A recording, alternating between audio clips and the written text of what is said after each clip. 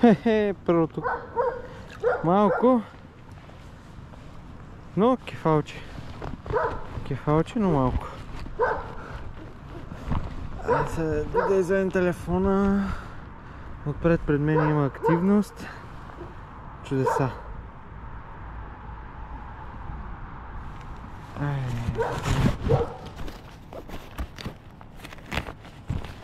Набарахме ги стълбари, къде са? Ще ги чоплим. Така. Стига. Пускам те да бегаш. Пускаме камерата. Преди малко още спадането удари на прословутата отсечка. Мятаме.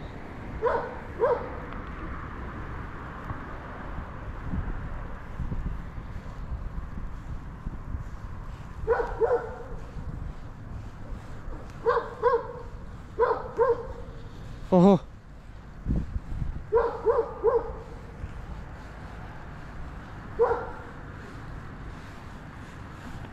Този върху блок ще го обувим бавничко.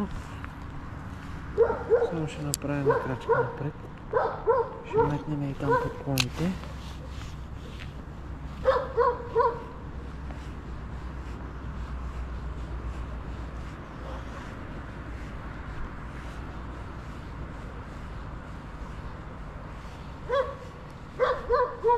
Хванахме.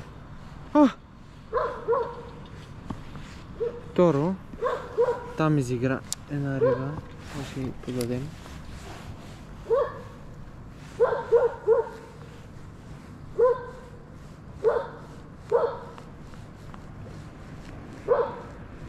Има активност.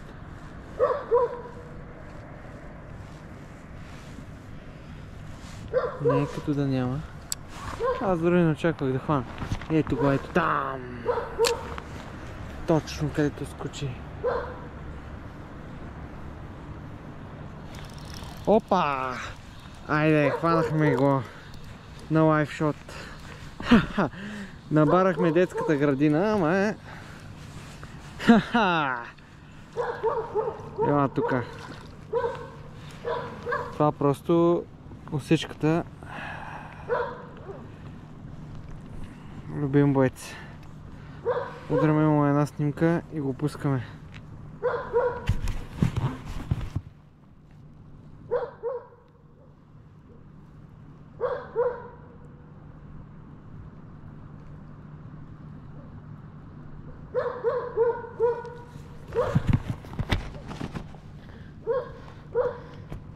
Кефалюга ли? Кефалюга е. И затова винаги с кофер. Сега ще се разшляпа.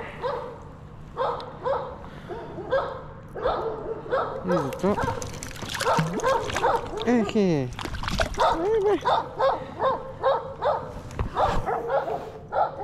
Накрая ще се купа там от уния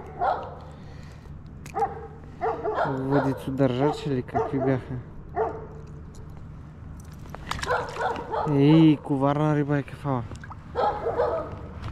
Коварна. Просто се пазете.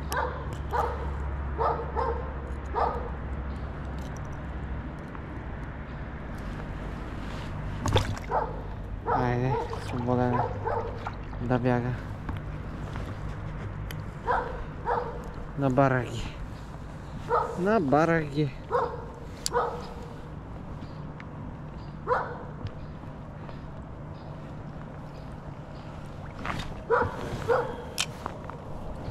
Опа, спадането.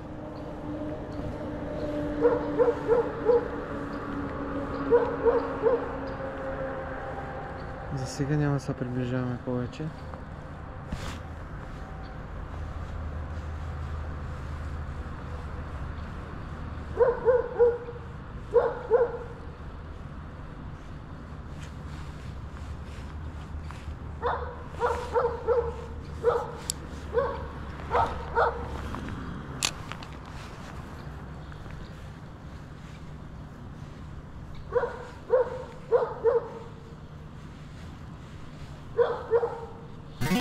Айде, трети.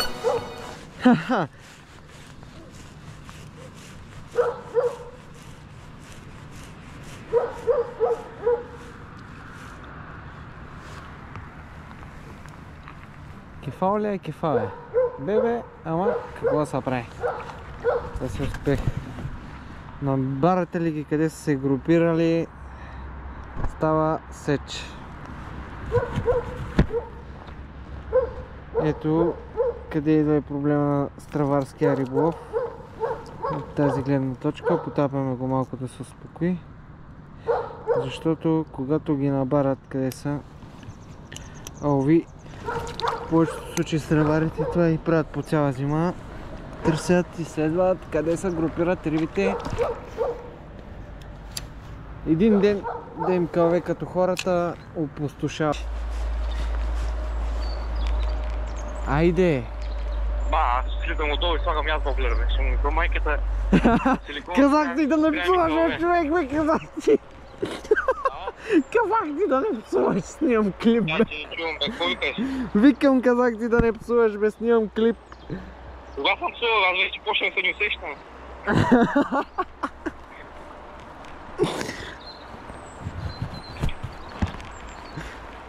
Стига, Чакай, тя пусна високоговорителя. стига, че сем ще ма губят, бе, стига, бе.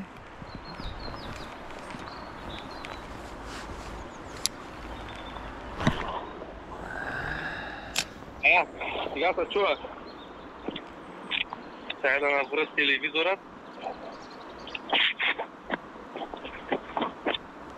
Айде, бе, аз съм тури в този ниво. Да ги тази стукла, бе. Тук е много добра снима. Не знам.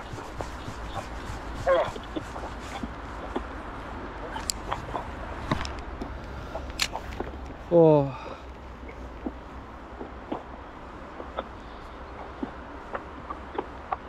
Сега идвам тук, слагам един воблер и да видим. Съм при теб превод на воблер.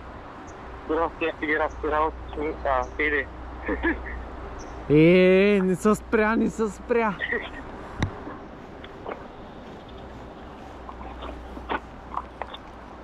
Да ще имаш ти.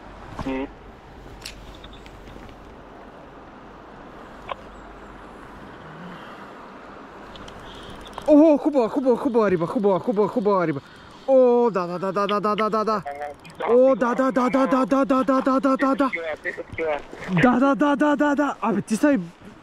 Само да си поснял нещо, псовня да кажеш нещо. Хубава риба. О, да. Мали как се ковнява, едва. О, тук. Айде, още един 30 и няколко плюс. Поне ги има, тук е по-голяма риба от 35 санта и съм пастал от 4-5 години. Айде, не псувай, само не псувай са. Сдържай се. О, да. Ето го. Хубав кефал отново. Айде, сега да върнем хубавата риба. Обратно. Опа, буцата си. Айде. Айде. Още едно кефалче. Не е толкова голямо, ама бива.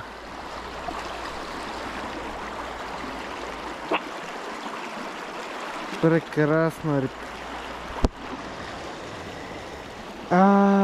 И що стават белите после? Къде не стават бели?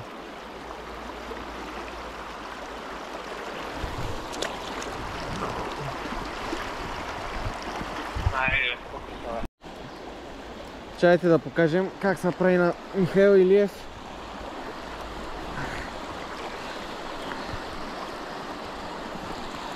Как пустото ЦЦ не работи. Работи си и то много добре.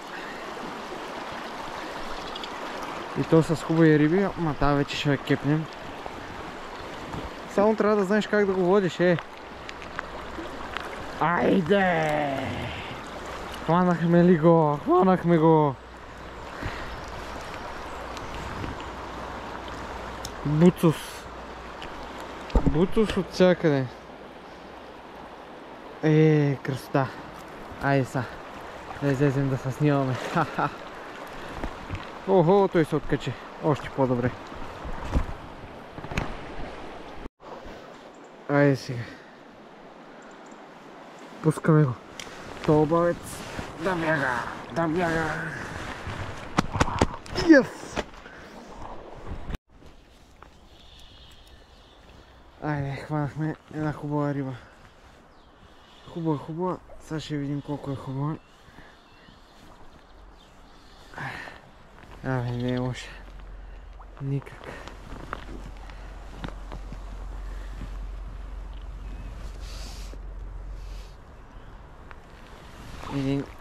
Никак не е лош кефал. Само дето го усещам как ще скочи.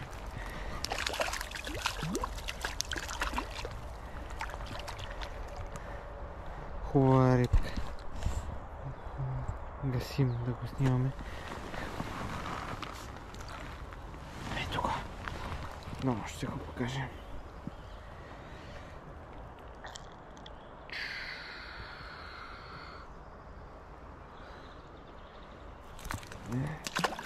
И избяга без снимка. Здраве! Право.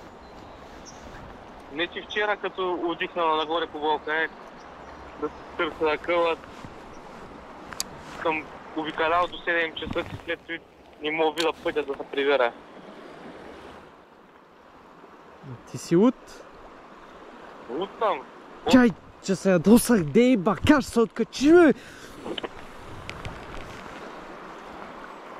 Последната риба, втората риба за целия ден фанах в 7 часа. Пълна тъмница. Не мога да видя де фърля.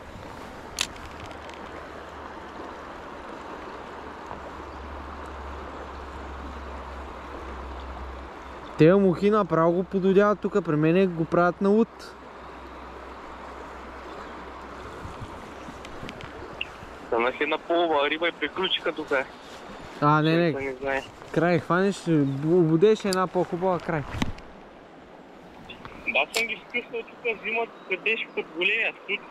Съм вадил едно суд. Айде, хвана го! Как се откачиш, бе, пак ли, бе? Защо?